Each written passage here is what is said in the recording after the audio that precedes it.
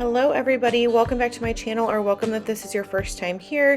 Today's video is all about the side dishes. These would all be perfect for Easter Sunday or any other day of the week. I hope that you give them a try. The first recipe in today's video is for this pepper jack potato casserole, and this is like a cross between a hash brown casserole and scalloped potatoes. It is absolutely amazing. So I'm just going to start out by shredding some pepper jack cheese, and I always love to shred my own cheese when I can. I do have that linked in the description box below, the cheese grater that I use that makes it really easy to do. And then once you have that done, you're just going to combine a can of cream of chicken soup with some melted butter, sour cream, and then a little bit of onion and garlic powder, some heavy cream, and then salt and pepper to taste. And then you're going to stir all of that together well to combine all of it, and then we are going to add in our frozen hash browns, and you can leave them frozen. They do not need to be thawed out before making this recipe, which makes it really quick and easy to do. This is something that you can prep ahead of time, so I think it would be perfect for like the holidays like Easter Sunday, but again, this would be perfect any night of the week. In addition to the pepper jack cheese that we grated earlier, I am also adding in some shredded Parmesan cheese and then combining all of that together into the sauce before adding in those frozen hash browns.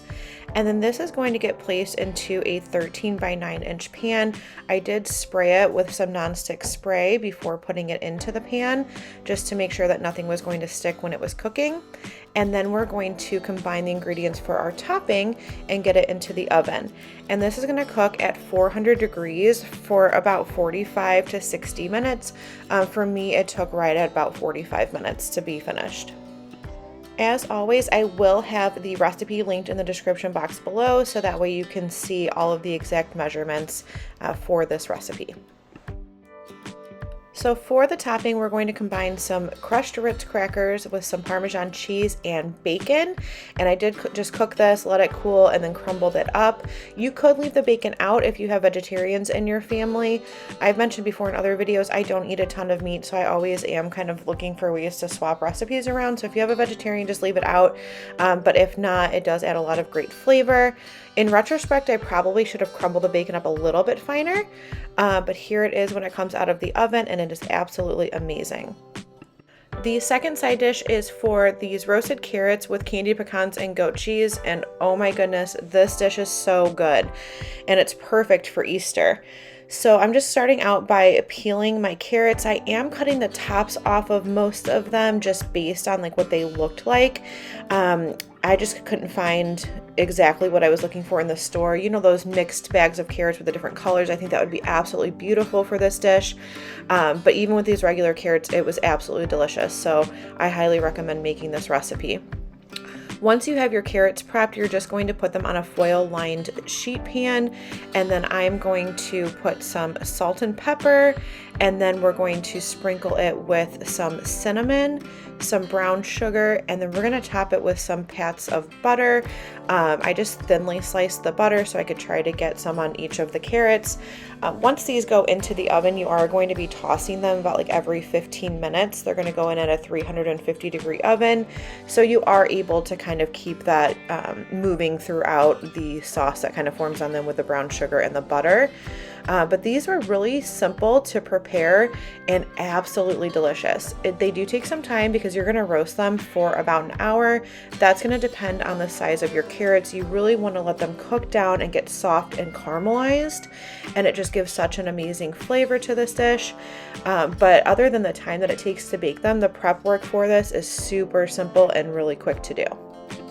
I love trying this recipe out. It was something new for me to try this year, and it absolutely is going to go into our rotation for when we have people over. I think it's just kind of an impressive looking side dish, but also just so full of flavor. While the carrots are roasting in the oven, we're going to prepare our candied pecans, and this is really simple to do. You're just going to start by melting out a couple tablespoons of butter, and then to that adding in a little bit of brown sugar and some maple syrup, and then your chopped pecans. I left mine in like bigger pieces. You can, do whatever size you like here. And you're just gonna cook this over like medium-low heat until the mixture thickens. And you're gonna see it here. For me, it took maybe about like 3-4 minutes that sauce has thickened when you stir it. And then once it's thickened, you're gonna turn the heat off. You're gonna finish it with some salt, some like flake sea salt. I'm just doing some cracked salt over the top. And then we're gonna let this cool while our carrots finish. Once they come out of the oven, you're gonna top it with the pecans and then that goat cheese, and those combo flavors together are absolutely perfect. The final side dish I'm sharing today are for these Greek lemon potatoes, and this cannot get any simpler. I'm just starting out with some yellow potatoes that I did go ahead and slice into wedges. Put them in a bowl. I'm just going to drizzle some olive oil and then put some fresh lemon juice. It is important that you use fresh lemon juice here versus the bottled kind if you can. It just changes the flavor up a bit. But I use a juice of about 3 lemons. You can adjust that based on how much lemon flavor you want in the potatoes. You can do 1 or 2. If you've never tried it before and you're not quite sure if you'll like the lemon flavor in the potatoes, start with less juice. And then I'm just gonna top it with some salt and pepper and some oregano. Toss all of that together to combine, and then we're going to bake it in the oven. Now, if you've never tried this combination before, it is absolutely delicious. The lemon adds such a brightness to the potatoes, but then they roast down and get caramelized and crispy in the oven, and it's just so good. So once these are combined, I actually started out by putting them into a 13 by 9 inch pan. And when I did that, I realized that they weren't in a single layer. So I kind of just should have stopped there and put it onto a flat baking dish. But I did start the baking in the 13 by 9, and then you're gonna see I switched it out to a sheet pan. But to begin the baking, you're gonna start with it covered with foil at 350 degrees for about 45 minutes. And you'll see all that juice going into the pan. Don't be afraid of that. That all absorbs into the potatoes, and it just gives it this amazing bright flavor. And then, like I said, you'll start with it covered with foil, about 45 minutes till they're tender, and then take that off. And then I bumped my oven up to 400 degrees and then let it finish cooking until they were nice and crispy and golden brown the way that I like them, which you're gonna see here in just a moment. And here they are out of the oven. Again, I really hope that you try this if you haven't already. All 3 of these recipes were amazing, and again, they'll be linked in the description box below. Thank you so much for joining me today, and I hope you have a wonderful Easter with your families.